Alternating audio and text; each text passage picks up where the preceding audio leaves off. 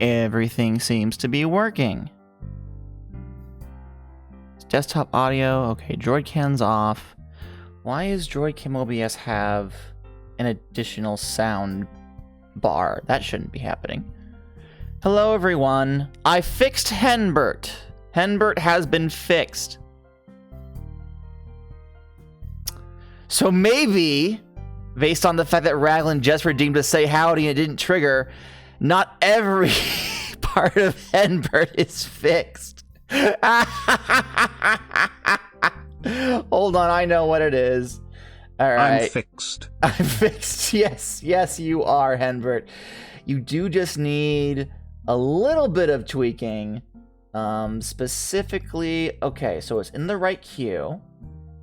I'm going to reset this, so it should still work. Come on in, Farmagadda. I don't suppose you have any spare chicken feed on you? No? More raise the pity. Okay, so that's me triggering it innately in the app. Let me say howdy via chat. Pull up a chair and get comfy, okay. Farmagadda. I hope you like it. the smell of hay. I did it. I fixed it. Good job, me. Hello, everyone. Welcome to the stream. As you can see, we're starting mighty soon. Just give it a couple of minutes for everyone to come on in. Grab yourselves a hay bale, and we'll get started. I do have to fiddle around with my microphone real quick to make sure that it's like at a position where I can actually be heard. How are we all doing tonight? Some ASMR to start us off. It is a wonderful Saturday. Can I sleep on the hay bale? Absolutely. Go right ahead. A good sippy. Yes. A good sippy. Only the best for you, chat. Only the absolute best for you. I had a lazy Saturday myself. I had a whole lot of things that I knew I wanted to do vis-a-vis my day job and my preparing for the week to come, preparing for the house, getting the house in order. And I did like one load of laundry and said, I'm going to hyperfixate on Sonic the Hedgehog for the rest of the day. And that's what I did. You may have seen me tweeting my sprite work. I just sat down and I started looking at some Sonic fan art and started making some pixels, and that was my day. This does mean that my tomorrow schedule is twice as packed because I still need to get all those chores accomplished. But, you know, it's fine. It's fine. It's fine. What a mood. Listen, I only have so many days off a week, and, like, technically speaking, I normally do all of my chore stuff Friday evenings now, but I was a guest over on Aya's stream yesterday, over on Trash Baby Aya's channel, so that kind of cut into my time. Can I tell you guys something?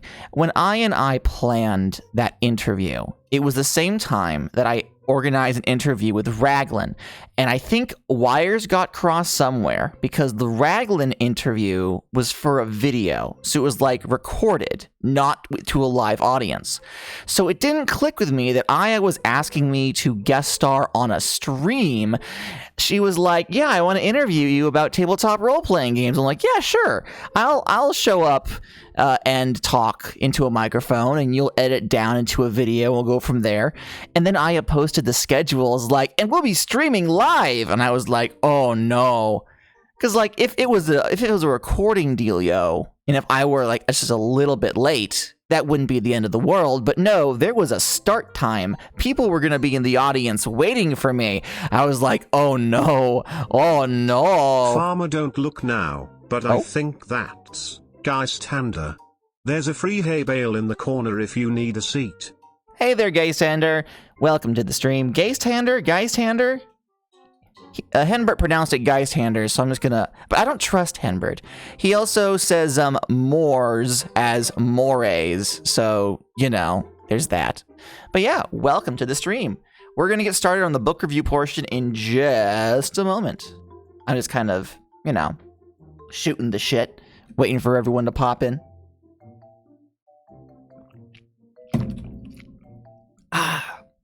Delicious.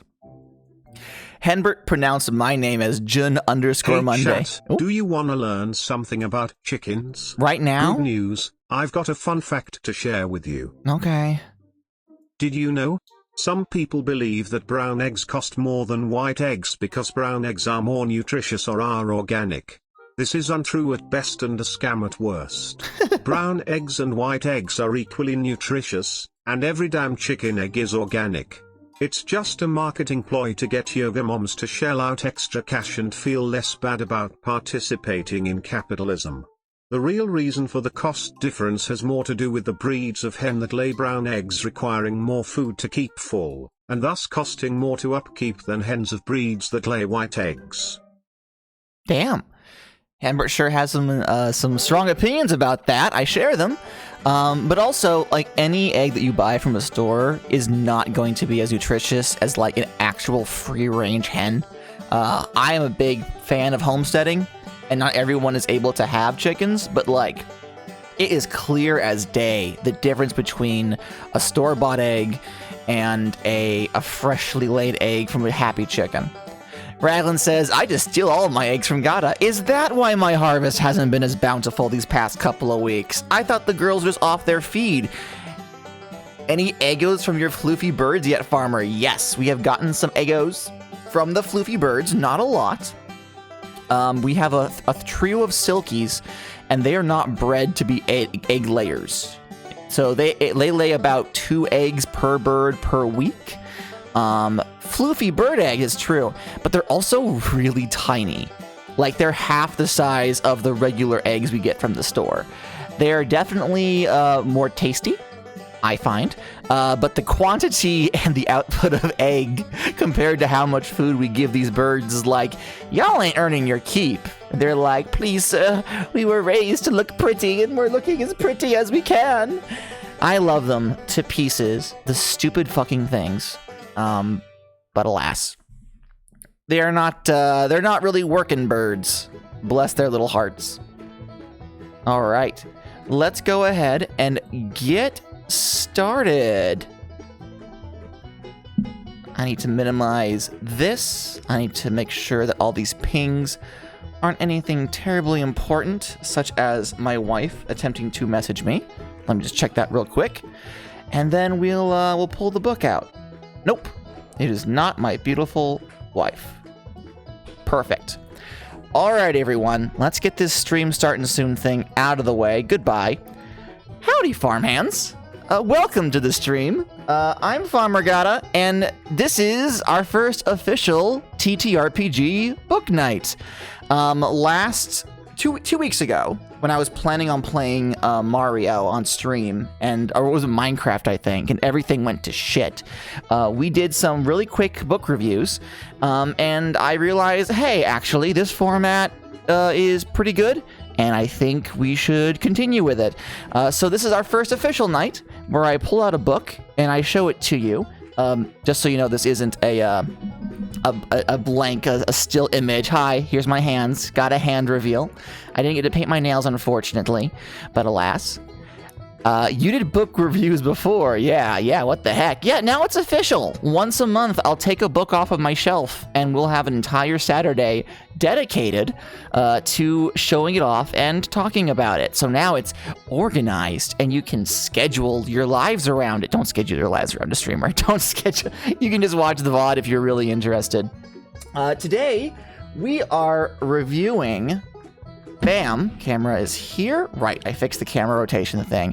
Neverland, a fantasy role-playing setting by Andrew Kolb. You can see on the front it is listed as 5e compatible. It's fairly system neutral. The numbers inside are fairly easy to convert to any system you want. It doesn't assume you're playing 5e. Oh wow, that's vibrant. This book is beautiful. Before I even begin to talk about the contents, let me just show you what the book looks like. It has this beautiful gold detailing all over the cover. It's a hardcover. It comes with a little ribbon as a bookmark, and it's not as shiny, but it's also that kind of that gold. And the graphics on the outside, this is just a fucking gorgeous book. Let me show you the back real quick. Yeah. Explore the Isle of Mischief and Menace. Many have heard of the island of Neverland. Stories of pirates, mermaids, and Peter Pan are told by people around the world to send kids off to a happy, dreaming sleep. But it's been a long time since the Darlings first flew to Neverland, and a new story is about to be told. Your own. This is a amazing book. Before I say anything else about it, go get it. The price that's listed on the back is a measly $25 of 25 USD, and right now it's available on Amazon for 18. This book is one of the few tabletop role-playing game books being printed by Simon & Schuster, or an imprint of Simon & Schuster. And as a result, it's probably one of the cheapest hardcover books on the market right now. I don't know how many pages there are, but it's a hefty book. It's a fairly large book, equivalent to what you would imagine a full Wizards of the Coast release would be. And it's only like $20 to get it off Amazon. Like, it's a steal. It's a goddamn steal. It is well constructed. It is absolutely gorgeous. And don't even listen to the rest of this video. Don't even listen to the rest of the stream. Just go get this book. It is a very good book. You will not be sorry you picked it up. Bad lag on your end. How bad is the lag? I'm looking. My bits are bouncing. My bits are bouncing. Oh, nope, my bits are bouncing. Give me a second. I believe my roommate may be talking to his cat girls. Let me see real quick. Whoops. Ah, shit. Be right back.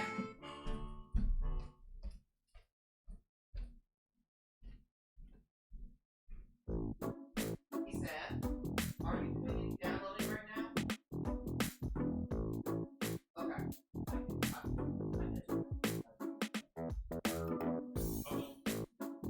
You're good. Also, welcome home. Alright, so it's not my roommates. We may just have to live with this, which is not ideal.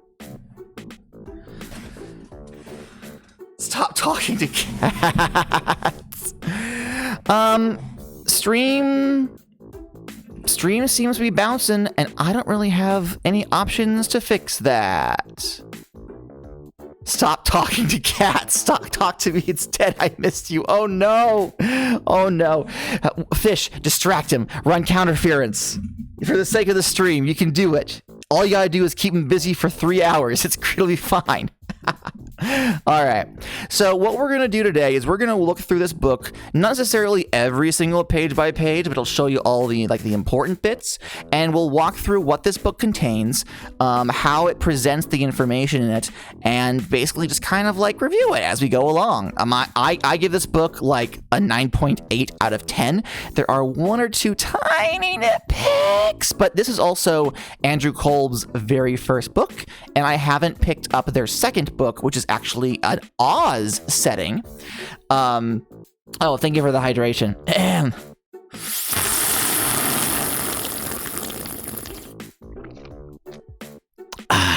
Oh, another hydrate. Raglan. I only have so much water in this glass. You can't, Raglan. You gotta stop redeeming hydration. I'm going to ignore those now. Whenever Tegan shows up, I'm going to have her redeem all of those. Do you see what you're doing? We haven't even gotten into the book, and you're already distracting us. Okay. Step 1. The inside of this book cover has this beautiful inlay. The pattern does not show up on camera. This pattern, oh, there you go. You can see it better. This beautiful pattern is used throughout the book, and it's so pretty. Obviously, we have the ribbon here. Very high quality. Neverland, a fantasy role-playing setting. Written and illustrated by Andrew Kolb. This entire book... Oh, actually, let me flip over here to see the exact lead writer and developer, Andrew Kolb. The editor was by Katie Gould. Proofreader, Jennifer Ford Rose. But the cartography, and I believe... Did he also do the layout? Yes, cartography, cover, and interior illustrator, as well as lead writer and developer. The majority of this work, the brunt of it, was done by Kolb himself, which is fascinating, considering that this is the first book of this type that he's printed. I can see it's like Victorian wallpaper. Yes, it is. Yes, it very much is. I love it a lot. And this book kind of came out of nowhere. It was like people sort of knew, like there wasn't any like real rumblings or Kickstarter or anything. It was just like the book was bam released, and everyone was like, oh, this is here. Okay, that's great. All right. So we have the all the different pages. Okay, chapter 1 is the world, and this lots of this text is very small. This book goes to great lengths to try to get across the vibe of what the author believes Neverland is about. This book is based off of the original J.M. Barrie stories. There is like some bits and bits and pieces where you can squint your head and be like, oh, they got this from the Disney film, but it's like legally distinct. And with that, there needs to be an understanding of what the author believes Neverland to be. There's discussing of some themes, including youth, parenthood, just general ideas you should have in mind when playing in this world. And that's also information I imagine that your players will want to have as well.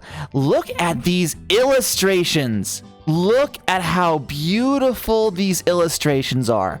One guy did all these. These are going to be throughout the entire book, and they absolutely are going to give the sense of what Neverland is like and give you inspiration for how to use Neverland. The first part is what's going on, where it lists all of the main factions. There's a quick paragraph for each. Some of them you'll recognize, a lot of them you won't. So we have down here, underneath here, we have Captain Hook, Smee and the Pirates. We have Pan and the Lost Boys, the Mermaids, the Crocodile, all the characters you expect. But we also have some others, including the Gnomes, the Twilith Teg, which is a group of dryads, the Great White Bird, who we're going to meet later on in this book, who's kind of like basically a dragon, essentially. It takes the place in the Neverland ecosystem of a large D&D-esque dragon, wherein it is a massive power source that affects everyone else living around them. But it's also a giant pelican, so that's fascinating as well. Again, talks about themes. There's talks about how to do travel in time. This book is organized as a hex crawl. So a large portion of this right here is basically how hex crawls will work within Neverland. If you are familiar with hex crawls, you shouldn't have any issue. It talks about some shortcuts you can find. It tells you right off the bat that you can have the power to fly. You just have to look at it. Look for it. Is this book possible because Peter Pan came into public domain? Yes, very much so. It is. This book works off of what is in the public domain. Technically speaking, the books are public domain. I believe how it works is that both the books are public domain in both Europe and the Americas, but the stage play specifically belongs in perpetuity to the Children's Hospital in England, which J.M. Barrie donated it to, so that if anyone anywhere wants to put on the play, they have to pay a fee to the Children's Hospital, which I think is fantastic. But the original books are not public domain, and thus this book is possible. It talks about time in the Neverland, which is very, very fascinating because it also includes events just innately. I believe it mentions where chime hours, okay, down here, chime hours. Each day, at the first and last moment of direct sunlight, which is 6 a.m. and 6 p.m., the general sound of chimes can be heard across the island. No one knows the source, and most avoid speaking of it. Strange things happen during the 6 minutes of chiming, and most avoid speaking of that as well. So not only, so like this specifies, right, night, dawn, day, dusk, night, but it also has a secondary clock inside where it talks about the actions of the crocodile. The crocodile that, you know, ate Hook's hand. So like during the night and dawn hours, the crocodile patrols. Crocodile will be out and about. During the day, the crocodile suns. From dusk to the midnight, the crocodile rests. So like the world moves around this sense of time.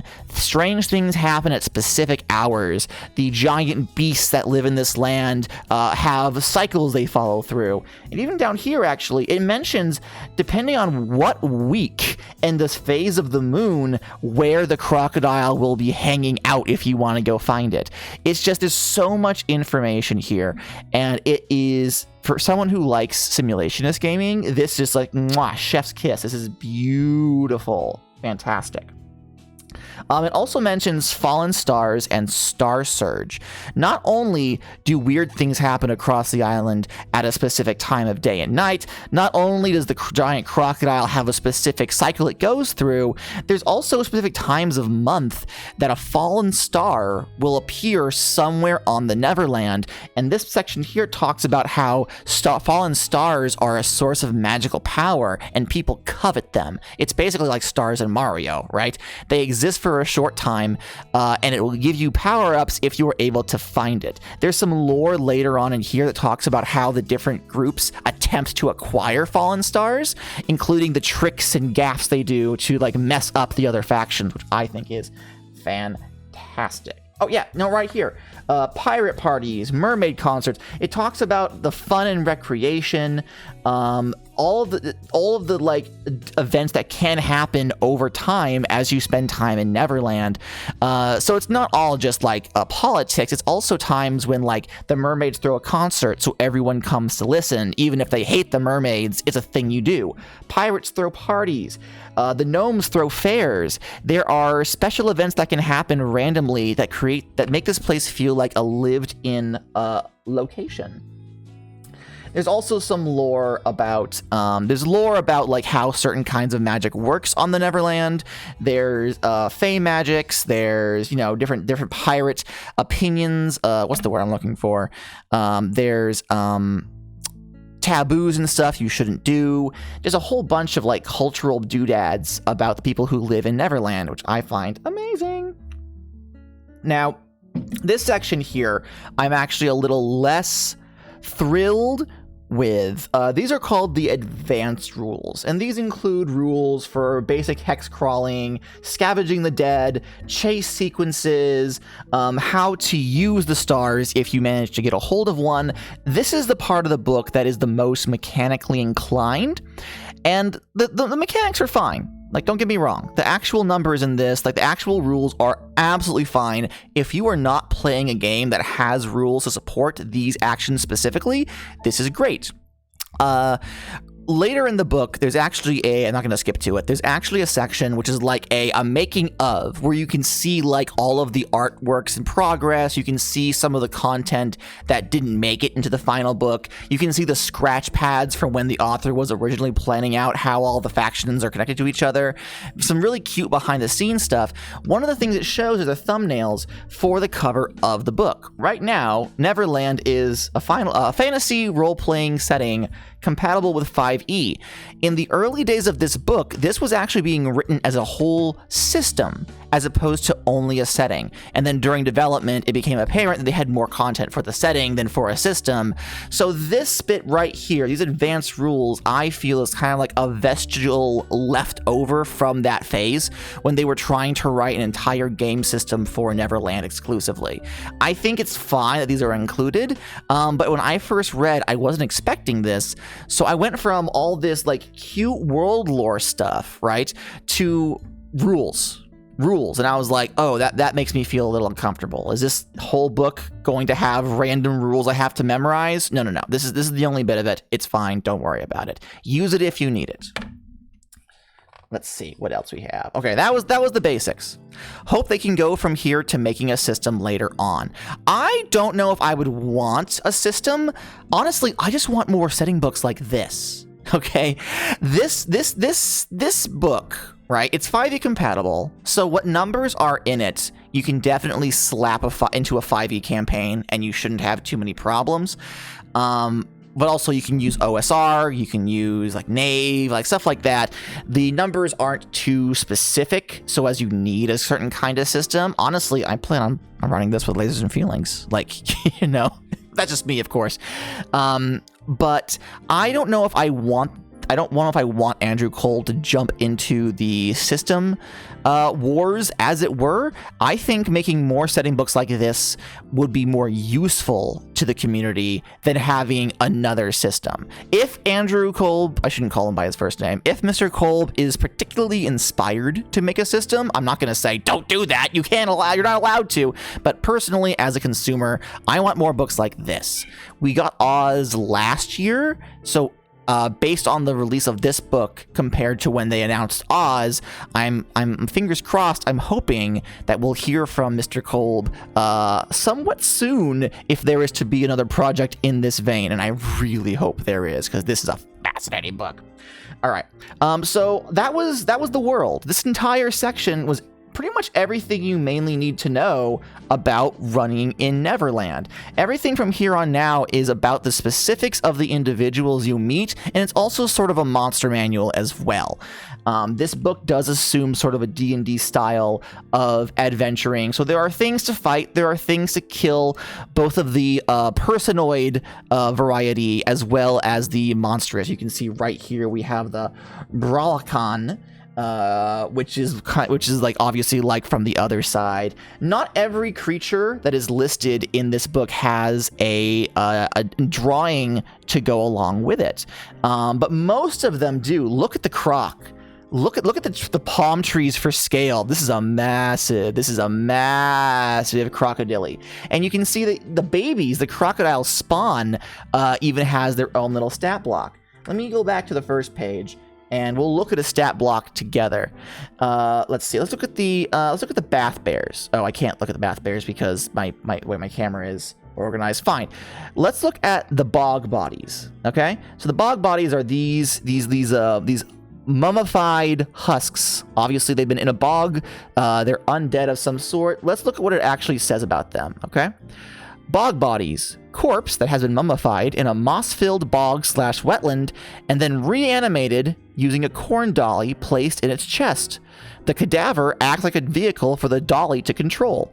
The entire process requires significant magic, both for the creation of the corn dolly and speeding up the mummification process. And looking at the stat block here, if you are familiar with 5th edition, I keep wanting to turn it the other way, but my camera is actually right about. It has things like hit dice, health points, armor, speed. For saves, it only gives you 3 numbers, a +3, a +2, and a -1. It also gives immunities, weaknesses, and it doesn't specify like proper nouns from 5th edition, but it does say stuff like it's weak to fire. If you have a spell that you think would deal fire, then it's weak to that. Simple enough. Mind-altering magic, right? Stuff like that. It does have some numbers. It does have like 1d8 +3, 1d6 undead damage. It has reactions, and it has some lore for what happens when the body is destroyed. It has some special stuff. If you're a 5th edition or, dare I say, Pathfinder DM, you should be able to convert this into the system of choice pretty easily. And even if you aren't, the information it gives is not too wordy in that you get lost. You can basically just go from the bolded stuff. Its attacks are Shriek and Glare and Claw and Constrict. Like, yeah, it shrieks and glares. It claws at you. It can constrict you. It has some immunities and weaknesses and resistances. Simple enough. And bada bing, bada boom, you're done. You're done. What I particularly love is the lore of it, right? Each paragraph of these creatures has a little doodad in its description that doesn't really like connect to the stat block directly. Like it mentions, like, there's corn dollies here, right? We didn't know what a corn dolly was, but we met a bog body first. Apparently they're like mecha suits for these animated dolls. And there's all sorts of these things throughout the book. Now, one of the things that I will point out is, let's see here. Yes. Let's look at Far Darik. All right. Fardarig, the tricky and malicious. Oh, hold on a second. The Fardarig are down here. These guys, these fellas. The Fardarig, the tricky and malicious fairies of Elfame, typically dressed in red, but regularly wear disguises, solitary, and usually up to no good. You'll notice next to their name, there's a little red leaf. Oh, there's also a giant spider. I'm so sorry if anyone's against that. There are spiders in this book. Be aware, there are spiders in this book. A number of these creatures have that little mark next to their name. And what does that mean? Well, Neverland is actually two separate settings. It's mentioned in the world section, and I kind of glossed over it, but the Neverland has a strong connection to a dimension called Elfame, which is a part of the Feywild. Not the Feywild, but like, the realm of the Fey, legally distinct. And it is because of that connection to the Feywild that Neverland gets its weird magic and also its fairies. Tinkerbell's a fairy, and she had to come from somewhere. Elfame is connected. Queen Mab actually is a character in this setting, and she rules over Elfame. So whenever you encounter a monster in this book that has a little mark next to it, it specifically is like, oh, this is some Fey bullshit. You'll probably only encounter this if you venture into the Elfame. But, they can still show up and cause havoc on Neverland proper. There are lots of bugs. The bugs themselves, they're giant insects, are their own faction. They exist in the underground of Neverland, and they are absolutely fantastic. I love them to pieces. It's so cool. They're basically, bugs are basically giant dragons, essentially, when you think about them. If you have a giant bug, they have their own way of seeing the world, their own way of interacting with it, and they are much, much larger than you. They are amazing. The gnomes. I really like the gnomes. The gnomes are a genderless race of individuals, and they are responsible for all of the infrastructure on Neverland, all of the rope bridges, all of the pulleys, all of the small buildings you find. The gnomes exist to keep Neverland in place. They are good with their hands. They love building things. They are one of the new factions that were added by the author. I don't believe there are gnomes in the original setting. But it specifies that, like, if you accidentally or purposefully damage any of the infrastructure and the gnomes find out, they're going to be pissed at you, but in a way that, like, a grandparent is disappointed in you, So you can ally yourselves with the gnomes and get them to help you build things, or you can accidentally fuck up one of their bridges and it'll cause problems. Okay, here is the great white bird. This is a massive dragon-sized pelican that lives up above the clouds, and it's basically like the guardian deity of the entirety of the Neverland. And some people want the great white bird gone. The spider faction in particular wants to tear down the reign of the great white bird so they can rule the Neverland. And for that purpose, they've allied themselves with the pirates who want the power of flight so they can leave. But it basically lives in the clouds on high, is sort of like a deity, a guardian of sorts. And once you can possibly appeal to it to give you the power of flight. I believe it actually mentions somewhere in this book that the white bird was who gave Peter the power of flight in the first place, which is really fascinating lore. Let's see here. We have Captain James Hook down here. We have The Lost Boys. And this is a bit of a spoiler, but as this book takes place long after the original story, part of the mystery for players is what happened to the Darling children. And in this section here, a bit of a spoiler, we have John Napoleon Darling, who has become a child lich. He has learned as much as he can about magic if he wishes to learn more, so he has unnaturally extended his life, and you can just meet him in his wizard's tower randomly in Neverland. He still exists. He doesn't know where his siblings are. He's pretty sure they're all dead, but he's still there.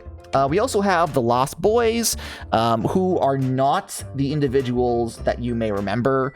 There's actually some lore here about what happens to previous Lost Boys and why Peter collects Lost Boys in the first place, which I think is very fun. Lots of mysteries to uncover.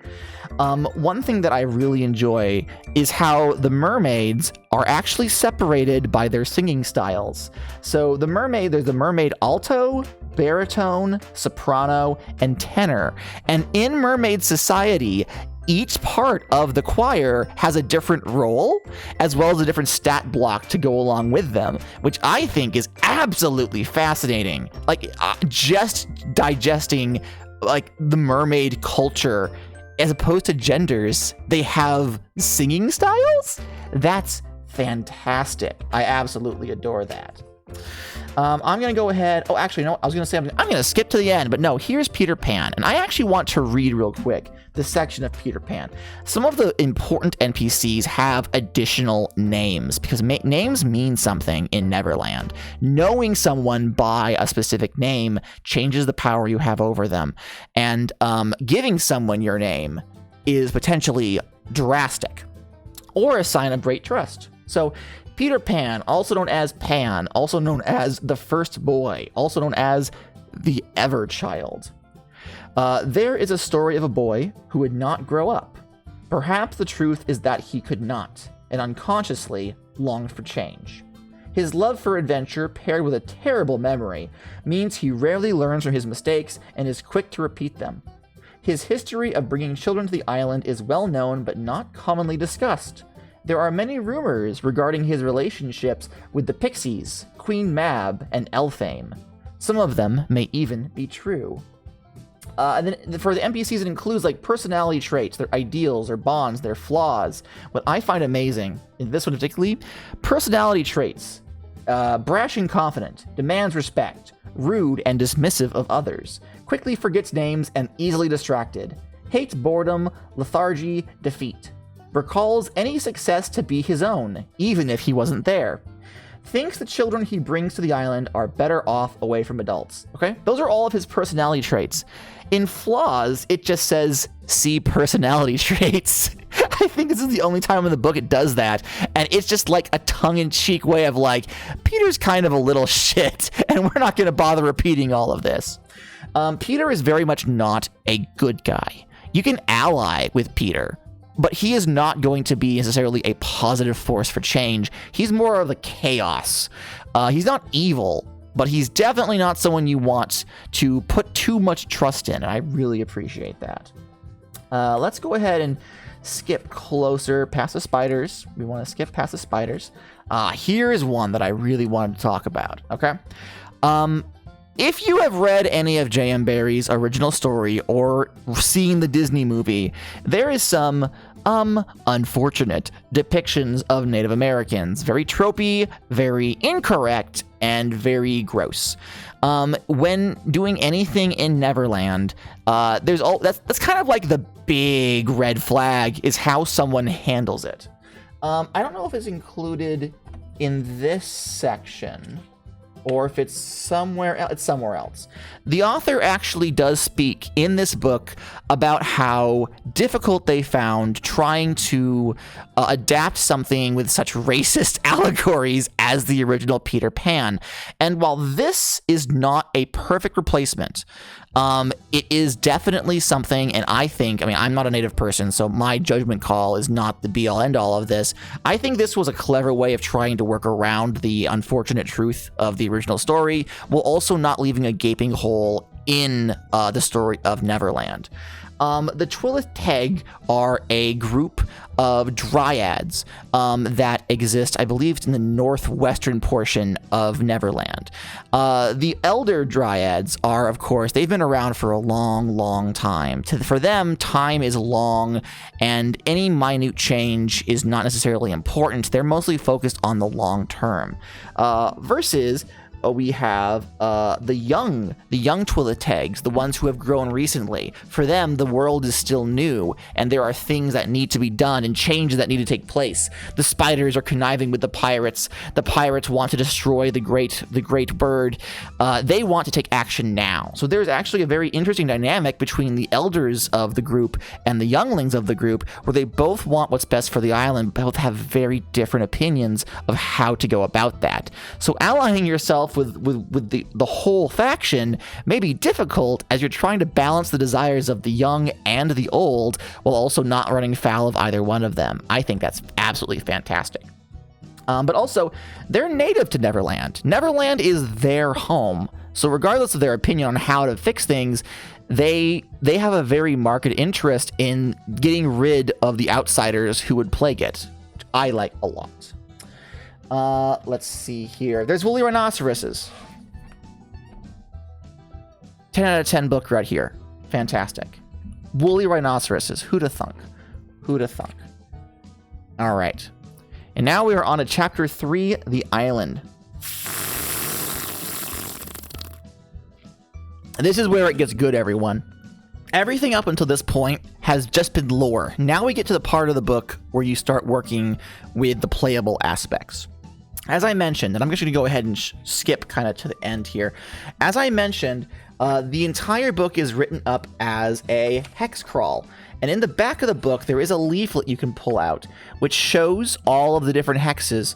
But also, if you flip it over, look at this art. Look at this art. The whole island is right here, and it's absolutely beautiful. Each hex is clearly numbered, and each hex has its own page with unique roll tables so that you can literally just go from hex to hex. And I'm going to go back to where I was to show you that now. I just want you to see the whole island in one go. So there is so much content in this book. There's a quick hex reference with all the names. We have places like the Shipwreck Shore, the Skipping Stones, the Gnome Hamlet, the Sundial. Yeah, that sundial, that's not just there for show. That giant sundial actually exists on the island, and you can go there. All of these places have very interesting names that make you want to go and look at it, make you want to go and experience it. And as we get into each individual hex, you will notice there's a lot of information on this immediately. Immediately, there's so much information, okay? There's a D20 encounter table. There's a D12 area effect if something weird is happening. This includes animals are fleeing the geography. Roll creature. So something's happening in this area that's making all the animals run off. You find a dead animal in here, roll for creature. There's a list of creatures you can find in here. There's a list of NPCs you can meet here. If you take extra time to explore, you can find one of these, the roll table of specific things if you take your time in this hex. It also specifies what happens during the chime hours. Remember the chime hours? At 6 a.m. and 6 p.m. in this first hex, a ghost wanders out to the end of the peninsula, weeps, and then disappears. That's all it is about it. What a good plot hook. If you're in this hex when a chime hour happens, you experience that. And that's a mystery you can solve. That's something for players to latch onto.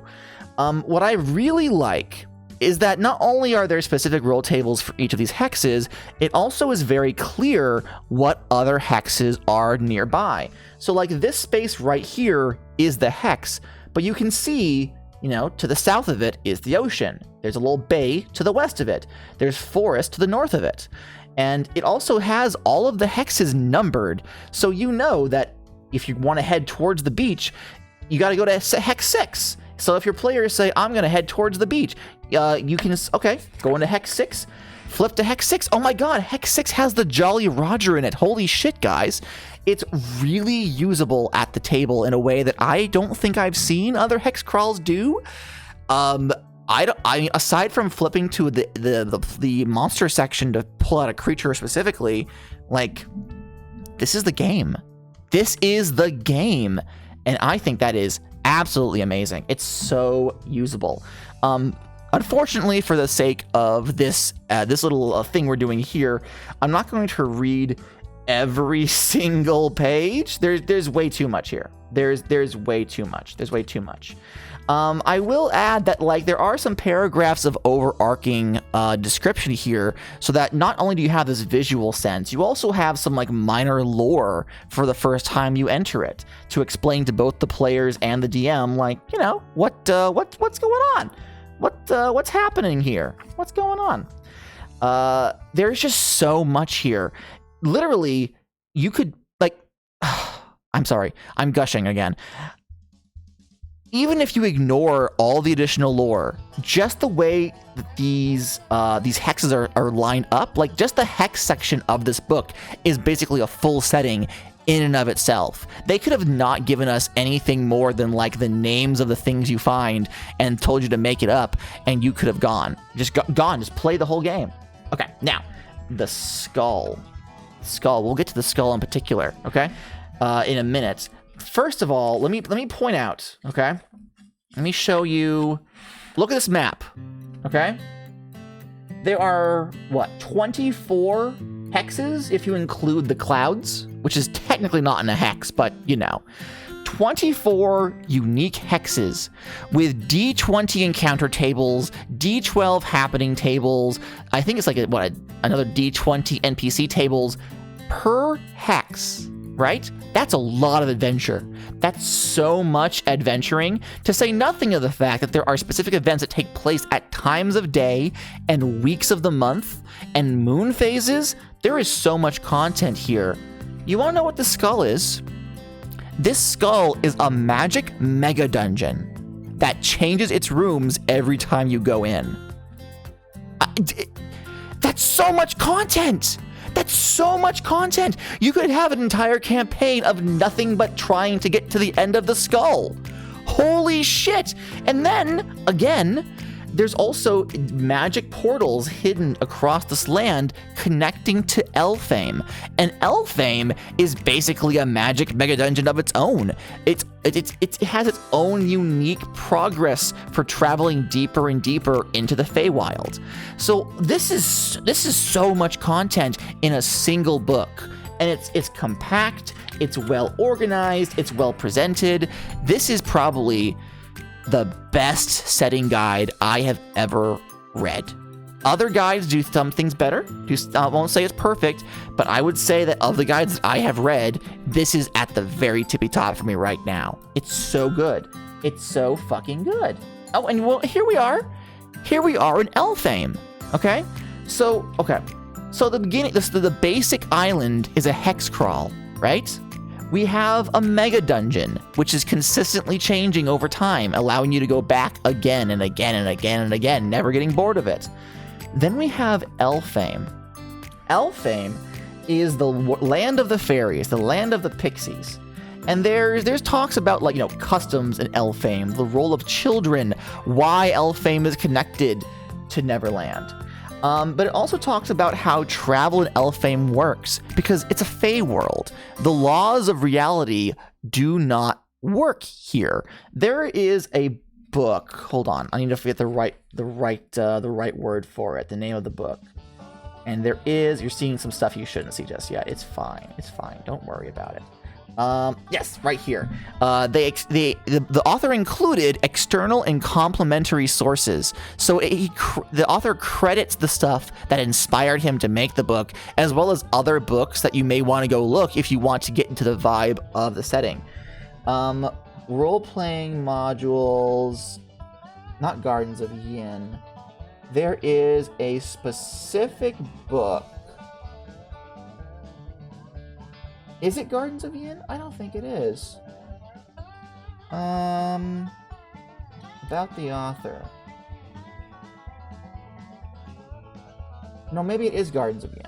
One of these books, Gardens of Yin, Carapace. Oh yeah, no, I think it is Carapace. Anyway, they take the mechanics from another game and they slap it in here as how you travel through the Feywild. Basically, as you are traveling through this area, you roll to see how far in you get, but the DM also rolls and can add or subtract that number to push you out or pull you further in, depending on what the DM wants you to do.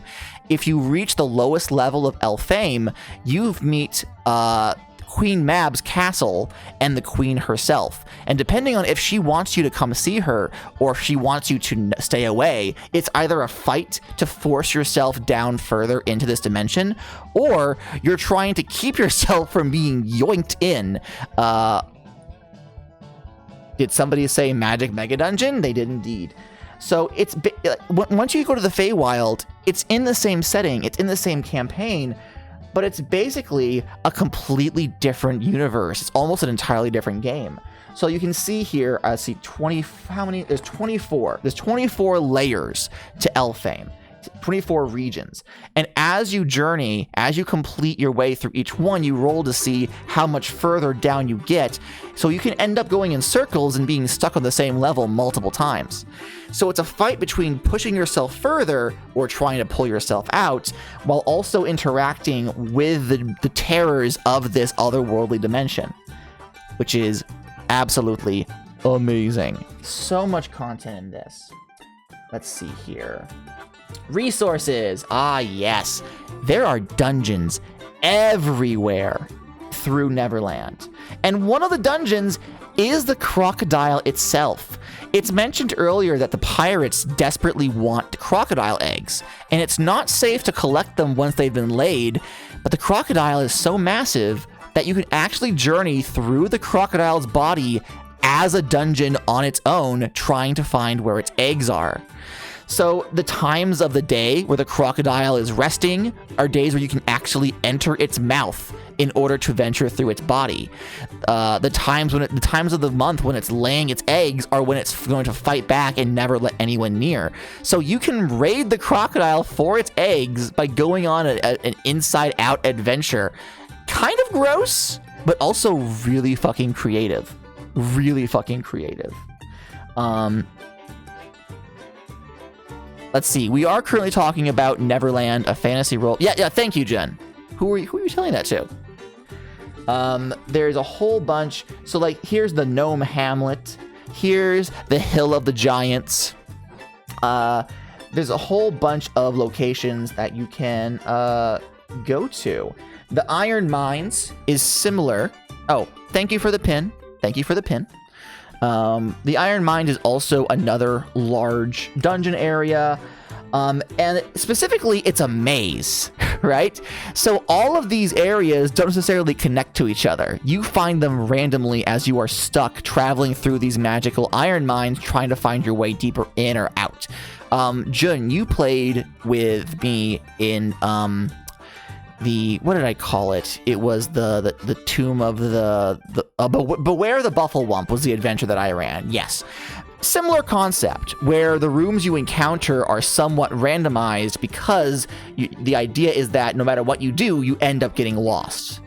Yes, Beware the Bufflewump, which is fantastic. We have John's Tower, which is actually an inverted tower. So you actually find it and you go down into the ground and it's like a tower upside down, which is fascinating. The Jolly Roger is listed. Mermaid's Cove has unique geography. And then, of course, we get to the Skull, which doesn't have any graphics for it, I don't think. It's literally just roll tables. Every time you go deeper into the Skull, you randomly find one of 100 rooms. As well as some unique creatures. Most of them, like, there's turkeys, goblins, demons, albinos? I don't know what those are. Oh, actually, there's some empty spaces. So there are electric. Small blank giving off sparks of electricity so that you, the DM, can decide what kind of electric beast they find when they journey into a specific room. There are so many tables, and it does seem daunting, but you only need to roll on these when you enter a room. Let me actually read you one of the rooms, okay? I'm gonna just pick one at random. It's small text, so I gotta pull up to my face. Let's see here. Room 69. Nice. 6 inches of blank cover the floor of this organic cave system of unknown size. Something swims below the surface, and it calls out for blank. So all you really need to do is roll 2, maybe 3 times, and there you go, you have your room. As a matter of fact, because those things, you ad-lib this, room 69 is technically reusable. You can have an entirely different adventure the next time you roll room 69, which I think is amazing. It also separates between tiny creatures, medium creatures, large creatures, depending on your vibe. Let's see here. There's skull creatures of different sizes. Look at this little guy. Look at this little it's a little sun conure, but you can see the universe in its feathers, and it's hanging from what appears to be some kind of magical jewelry. I want him to be my friend. I'm taming him and taking him home with me. It's just so good. It's just so good. Let's see here. You have, okay, so here's the one thing that I think is actually a mark against this book. Depending on who you are, this could be make or break. I think this doesn't change anything for me, but I am a little disappointed. This entire setting does not have a core adventure. All it has is countless quest hooks. So we have random adventures. We have specific adventures. We have random animals, random creatures from Elfame and from Neverland, and it's all kind of ad lib, right? There's no through line unless your players latch onto something and seek that content out. A lot of settings will normally include a written adventure from start to finish in order to give the DMs an idea of how adventures in this setting should be run. This book doesn't do that. This book just says it's a sandbox, run it as a sandbox. Randomness is your friend. And this means that this setting can be played for ages before you get bored of it. But it also does feel like it's missing a little bit of something. Papa, you told me I had to read off this piece of paper every so often. It's true. As sort of an advert section. Yes, you do. The look on your face tells me this is not the right time. I was but mid-sentence. I'm going to do it anyway. Okay, sure. Ahem. Are you enjoying the comfy vibes of our farmhand community? Good. We've hooked you parasocially, now we just have to reel you in. Henbird. If you join our Discord server, everybody will yell yee-haw and jangle cowbells at you. I'm told this is meant to be a perk, but honestly, it sounds horrific.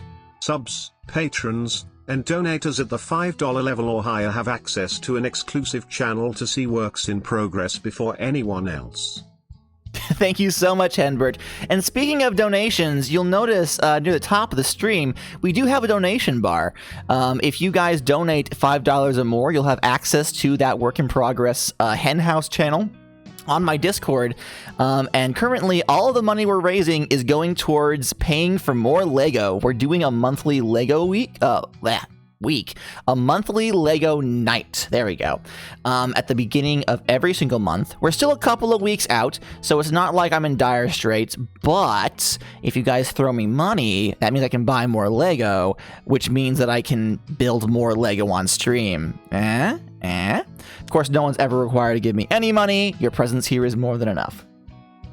And we're raising money for Lego because I have too many TTRPG books to review, so I don't need to buy any more just yet. I back so many Kickstarters. I actually just got the PDF for a Kickstarter called Home, which is about running adventures with a home base and how to have a home base evolve and grow as players go out on adventures. And I got the PDF of the beta for it, and I'm really excited for the full physical release because it looks really, really, really, really good. There's another one that I just kickstarted about dwarven culture. It's an entire zine about dwarven culture and how to make the excavation of dwarven ruins feel a little more like an actual place where people once lived, an actual downed empire, as opposed to just a dungeon to loot. And I'm looking really forward to that as well. Oh man, I don't do a lot with dwarves in my games, and I really feel like I should.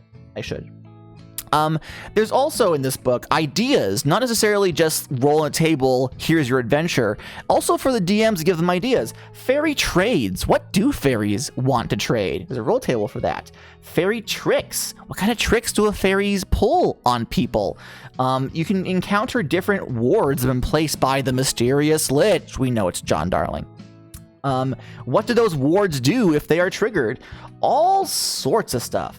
Just so many things. Random materials, NPC names that you can roll, traps from the mountains, games the mermaids will play. There's just so much to this. So much content. It is amazing. And for the most part, that's the whole book. Wow, we're only an hour in, and I've already gone through the entire book. I may need to rethink how I present this information, because it feels like we've skimmed through it all, but I also told you everything you need to know. We're nearing the end, but this is the part of the book that I think is very fascinating. If you remember me talking about the Dark of Hot Springs Island, which is a book that I found the organization of very fascinating, but ultimately the content was eh. And now I run a campaign. That's right, everyone. Roll up your characters. No, we're not doing that. We're not doing that. The Dark of Hot Springs Island included a secondary book, which included writings from the world. Like the book itself is a journal your players can find in the fiction, and within it is writings and tales and journal entries from people who have ventured through the Hot Springs Island. And I thought that was incredibly creative, incredibly novel. This book does something sort of similar, except instead of being an in-universe source of information, the chapter 6 is just fairy tales. Stories of events that took place after the books of Peter Pan, but before the campaign begins, written by Andrew Kolb to give you a sense of what the world should feel like. These stories are written in the tone that you would actually find the books that this book is based on. And these are all events that did happen in this version of Neverland.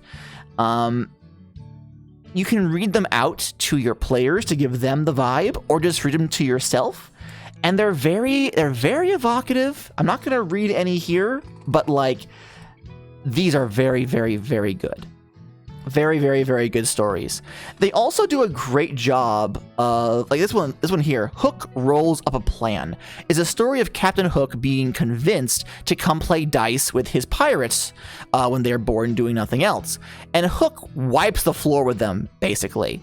The story is about Hook coming up with a plan. You never see what the plan is, but it gives you insight into how Captain Hook himself thinks, what his crew thinks of him, and how he interacts with his crew in a lot more detail than you would just bullet points, right? We get bullet points earlier in the book, and that's good, but this is like an actual scene of the captain interacting with his crew, and it's just really interesting to read.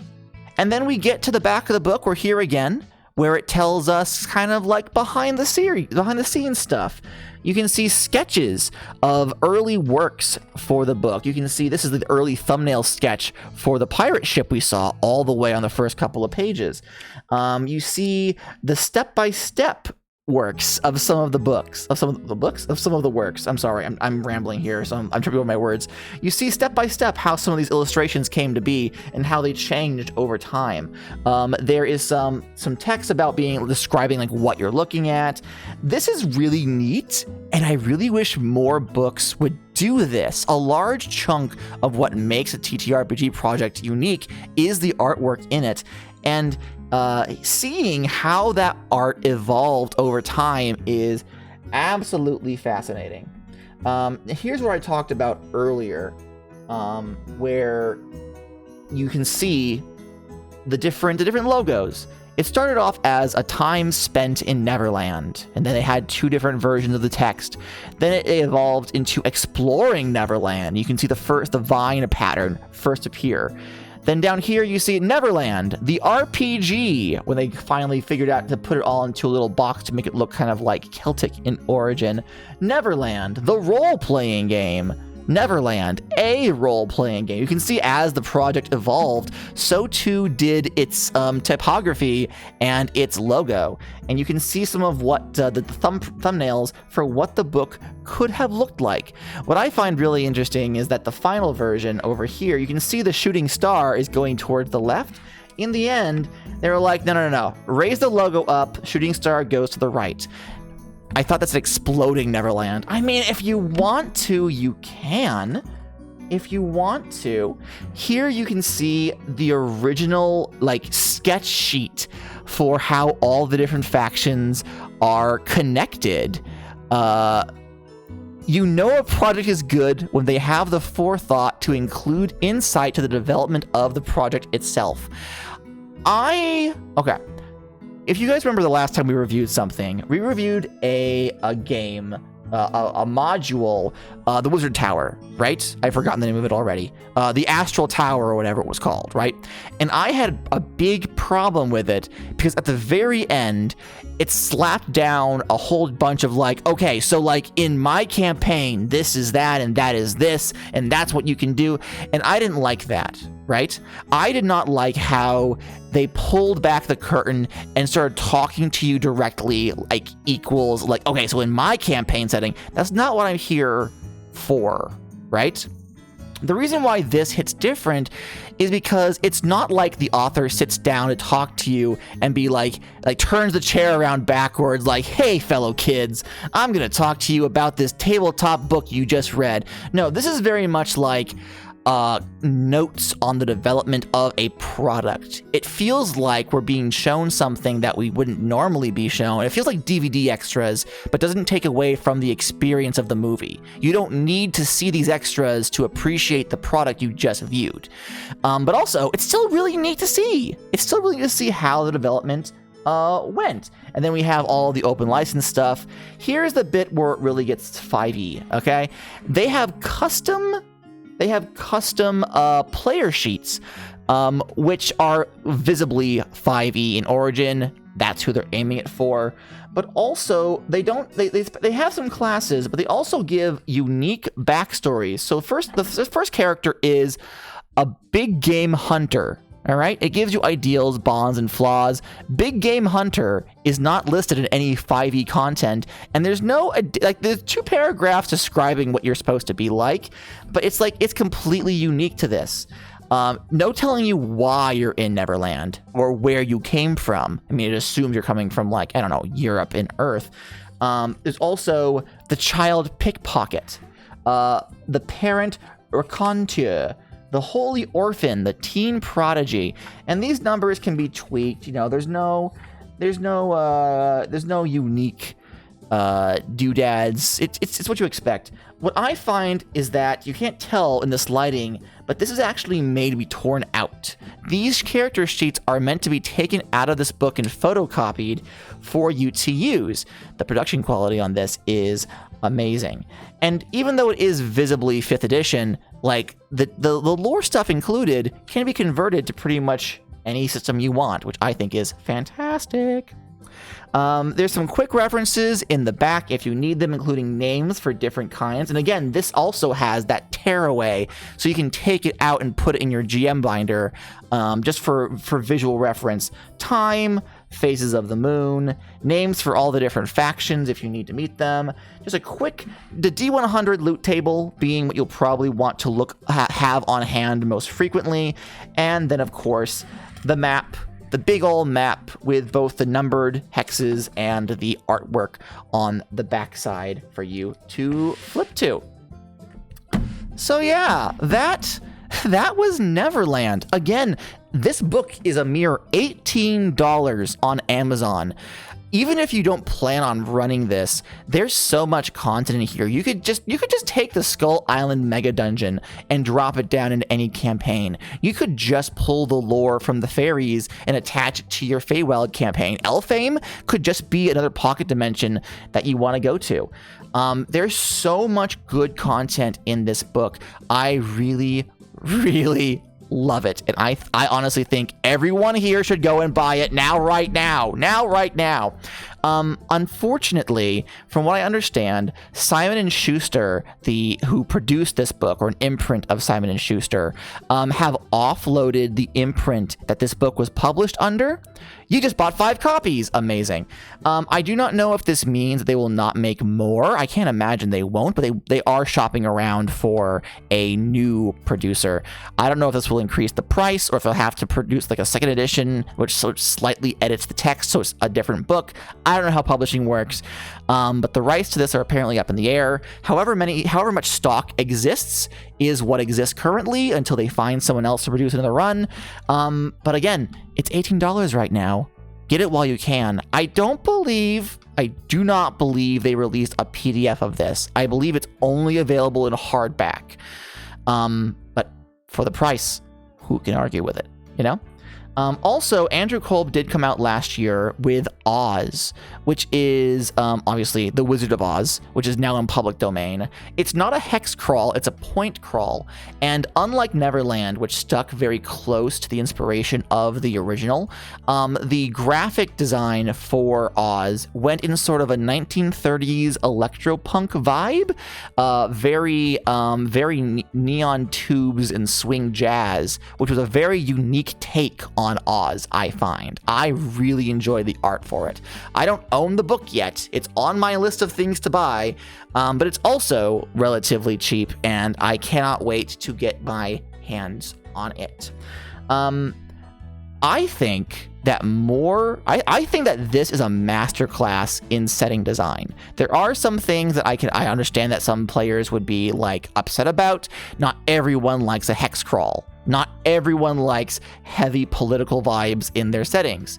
But the amount of content has been shoved into this book without any of it feeling too superfluous is just absolutely amazing. And you can't knock the art. Like, the art goes a long way to making this as good as it is. Not everyone's going to be a graphic designer like Andrew Kolb, obviously.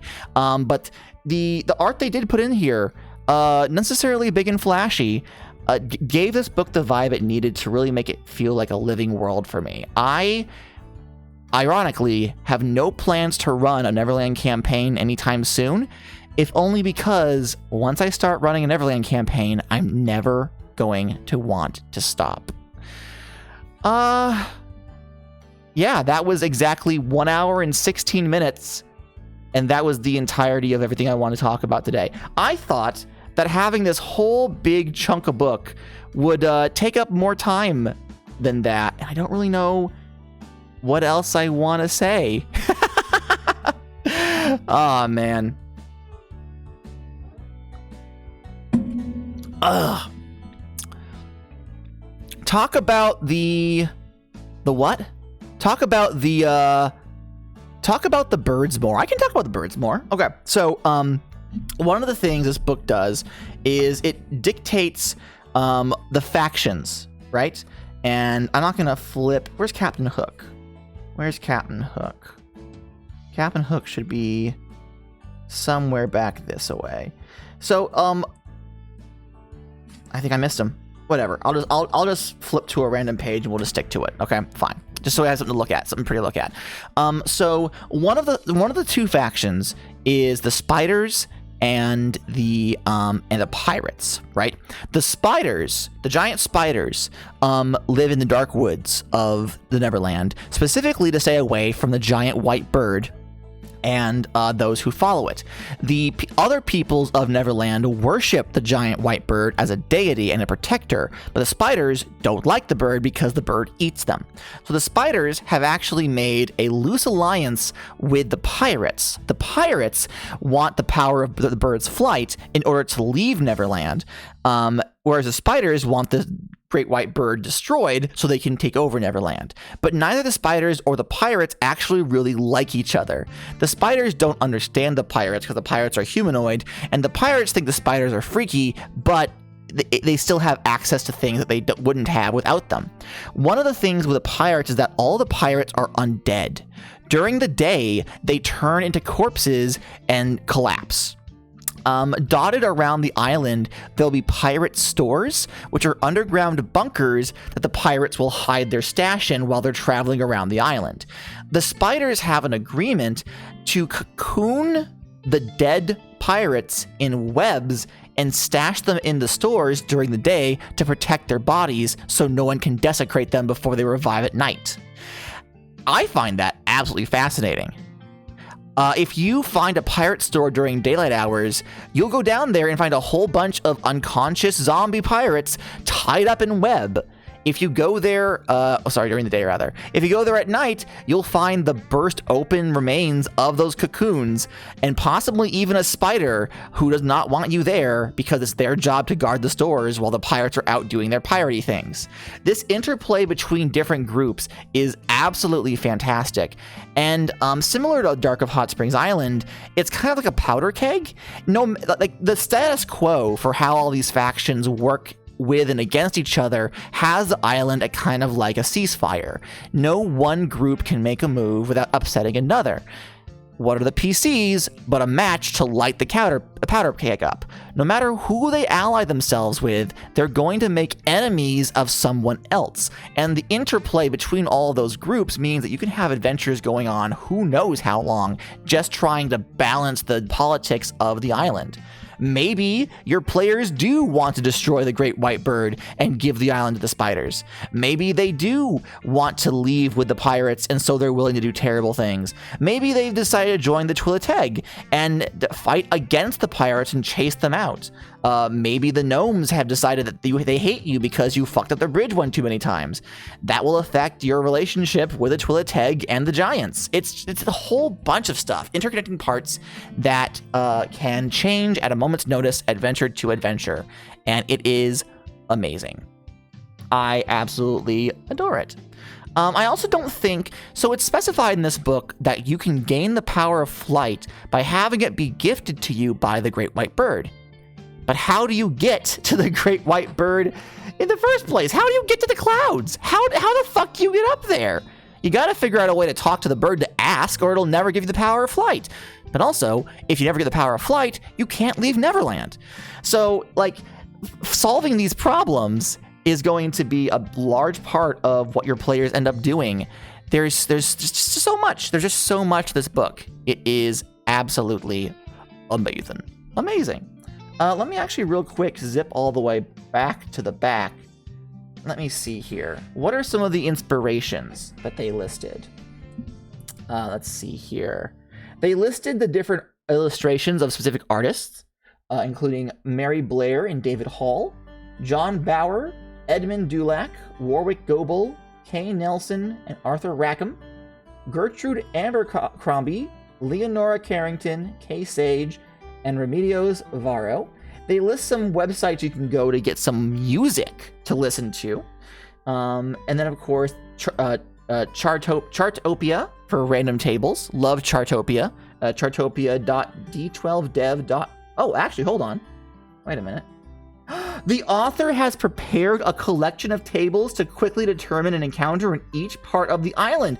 There's online source. Hold on a minute. Why is it saying you moved away from your mic to read almost all of those names? Whoopsie. Did not mean to do that. Oh well, too late. You can go to Chartopia. Where is it? Oh, here it is. Chartopia.d12dev.com/collection/688 to have this, and there's online tools for all these roll tables. That's useful. That's very useful. And of course, it lists Hot Springs Island by Swordfish Islands as a main inspiration. Hot Springs Island has a lot of cool ideas organizational-wise, and having read Hot Springs Island before I read this, I see where Mr. Kolb got all the inspiration from. Thankfully, Kolb was a little more sensitive about the racism. The racism, capital T, capital R. And didn't take that from Hot Springs Island. But based just in how the information in the book is organized, I can see the through line of Kolb reading that book, getting ideas of how a setting design should be, and then using it in this book, which is absolutely fantastic. Settings that I wish would come out of this next. This author has done 2 settings, Neverland and Oz. There are a bunch of other public domain settings out there that I absolutely would love to see someone convert into a setting. The setting of Little Nemo, the Little Nemo comics, that should be in public domain fairly shortly. I would love to see someone take a whack at that. Not all of that. Again, very racist. C'est la vie. That's kind of what you get. The 100 Acre Wood, I would kill for a Pooh Bear setting. Winnie the Pooh, actually, I think next year, next January, the last of the Pooh books, as originally released, will be public domain. And then we have access to the House on Pooh Corner. We have access to Tigger. We have access to Heffalumps and Woozles. Legally, I want a Pooh Bear setting so bad. There are already a number of settings out there for Wonderland, for Alice in Wonderland. But a lot of them attached specifically to the D&D Forgotten Realms version of the Feywild. I would love a system neutral setting that allows you to travel through Wonderland. And I don't know when Narnia becomes public domain. Probably not for a good while. But Narnia as a tabletop setting, oh my god, that would be so fun! That would be so cool! Amazing.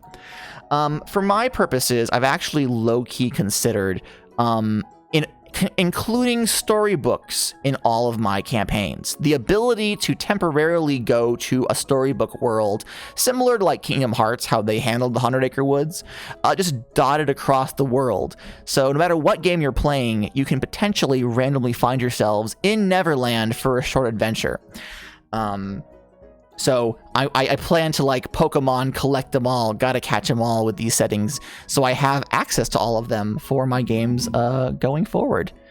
Does anyone have any questions about this book in particular, or how I feel about it before we head off? Because this ended up being a short stream, but I don't want to vamp for much longer. The VOD's already going to be overly long as it is. I am now taking questions from the audience. It's that, or I show you all my Digimon cards again. I have not acquired new Digimon cards. I'll just pull them out and go through them as though they're new.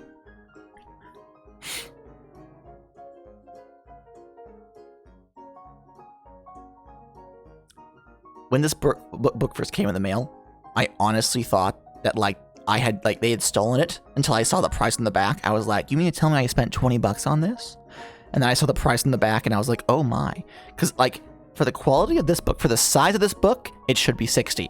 For the quality of this book, it should be $80. And it's only fucking $20. What the shit?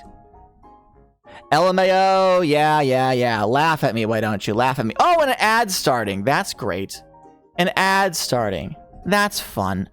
I'll just quietly flip through the book while an ad plays. That's fine. That can happen. That can go on.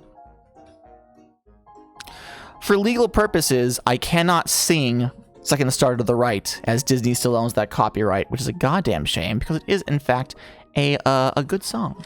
A very good song.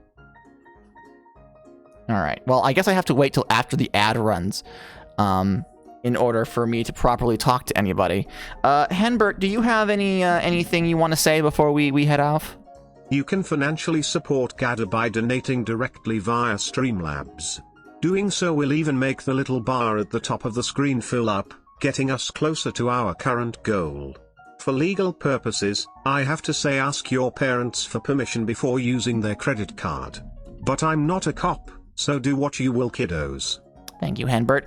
And I actually am a game designer myself. I have a couple of games, some of them for free, available on my itch page. Henbert, could you also, just real quick... You can find tabletop role-playing games Gadha has written over on his itch.io page. Most recently, he released a Sonic the Hedgehog-themed, non-profit fan game, called Chaos and Control. You can download it for absolutely free right now, so what are you waiting for? Gotta go far, haha. No, I won't say the funny thing, could you imagine? I'm not a loser nerd. Thank you, Henbert. All right. I am going to very quickly see who is streaming right now, who we can go bother and raid. Bit of a small stream, but, you know, I got out everything that I wanted to. Let's pull up twitch.tv. I probably could have done that while Henbert was talking, actually. Who do I know who is online? Let's see here. Oh, Mocha! Mocha Mage! Mocha is streaming Cult of the Lamb. So I think we will go ahead and raid Mocha. Thank you guys very much. Oh, it's /raid here.